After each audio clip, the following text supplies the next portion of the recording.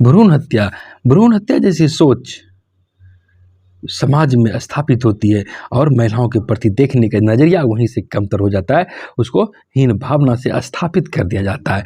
जबकि यह बात पुरुष महिला सभी जानते हैं कि मनुष्य की पूरी जाति महिलाओं पर निर्भर है। महिलाओं के बिना संस्कृति अधूरी रह जाएगी, ये समाज अधूरा रह जाएगा, उन्नति नहीं कर पाएगा, समाज का निर्माण ही नहीं हो पाएगा। और इसके सबके बावजूद एक और महिलाओं को सम्मान दिया जाता है, देवी के रूप में पूजा जाता है, लेकिन हमारी सामाजिक विडंबना ही कही जाएगी कि उसे सिर्फ देवी के रूप में पूजा जाता है, लेकिन अत्याचार करने की बात होती है तो वहाँ पर उसमें फिर कमी नहीं आने दी जाती है। जैसे यह सोच स्थापित कर दी जाती है कि स्त्री एक पुत्री के रूप में ही रहेगी, बेटी के रूप में ही, और फिर माँ के रूप, फिर पत्नी के रूप में, और फिर माँ के रूप में, और इस रूप में समाज उनका भरपूर सहयोग देता है।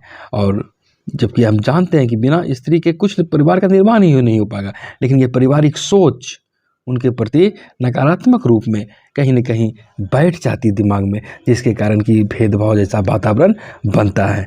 और आज के प्रगतिशील युग में, वैज्ञानिक युग में एक और लगता है कि महिलाएं हर एक क्षेत्र में जा रही है, चाहे पुलिस हो, शिक्षक हो, स्त्री डॉक्टर हो, वैज्ञानिक हो, हर क्षेत्र में जा रही है। लेकिन कभी कभी आपको ऐसा लगता है कि कहीं न कहीं उनकी अब एक और वे विकास कर रही है तो दूसरी ओर विनाश भी उनके साथ जुड़ा हुआ है, उनका विनाश भी किया जा रहा है, उनकी उपेक्षा भी की जाती है। अधिक स्वतंत्र हो रही है, मार्केट जा रही है, नौकरी कर रही है, उन्नति की हुई है, ये एक सकारात्मक पहलू है जो हमें दिखता है। लेकिन वे संघर्ष आज भी कर रही हैं।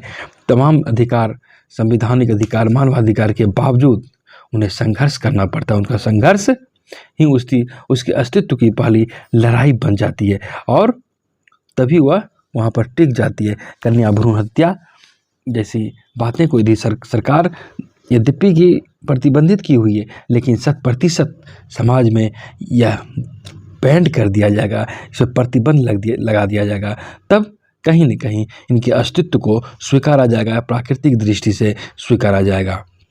आज आवश्यकता इस बात की भी है कि कन्या भ्रूण हत्या सिर्फ सैद्धांतिक तौर पर नहीं बल्कि व्यवहारिक धरातल पर भी उतनी ही सटीक तरीके से प्रतिबंधित किया जाए।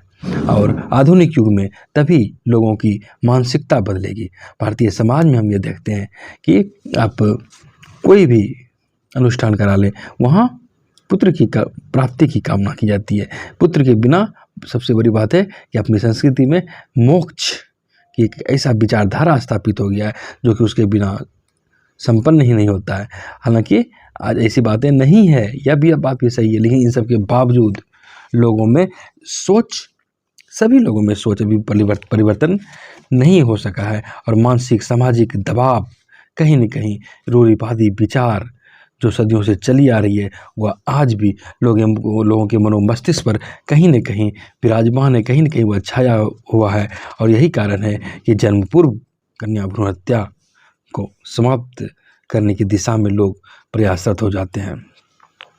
और जबकि नर और नारी दोनों के मिलन के बाद से ही इस समाज की, इस परिवार की बुनियाद पड़ती है। इस विकास प्रक्रिया को लोग एक तरफा नज़रिया से देखने लगते हैं और यही कारण है कि वह भ्रूण हत्या का वह दौर, वह मानसिकता ही होती है जहाँ से उसे तुच्छ वस्तु मान ली जाती है और उसे बाद में भी कमतर ही आंका जाता है। समाज की यह कुंठित मानसिकता आपको शर्मनाक लग सकती है, लगती है, हर एक विकासवादी मानव को ऐसा दिखेगा, लेकिन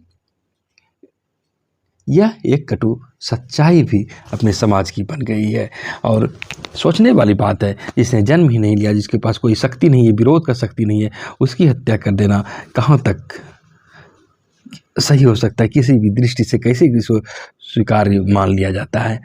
बहुत ही घृणित कार्य के रूप में मानव सभ्यता का सबसे घृणित अवस्था हम कहें तो यह है। हालांकि जो कोई भी लड़ाई होती है, युद्ध होती है, तो वहाँ पर कहीं न कहीं विरोध का सामना करना पड़ता है, लेकिन यह एक वैसा दौर होता है जहाँ पर आपको विरोध की बात नहीं होती है, लेकिन मानव समाज अपने चरित्र को किस कदर दागदार कर रहा है, अपनी सभ्यता को, अपनी संस्कृति को किस कदर आने वाली पीढ़ी के सामने घृणित रूप में प्रस्तुत कर रहा है, यह नहीं सोच रहा है लोग। आगे चलकर कभी सोचेंगे कि ऐसा भी समाज रहा जो जन्म से पूर्व ही स्त्री को मार दिया करता था। और ऐसी भावनाएं मानव कल्याण की बातें कैसे लाएगी? जाहिर है आगे भी उन लोगों का चिंतन एक कहीं न कहीं नकारात्मक रूप से हावी रहती है, और यह भी महिलाओं के अधिकार के हनन का बहुत बड़ी पृष्ठभूमि तय कर देती है।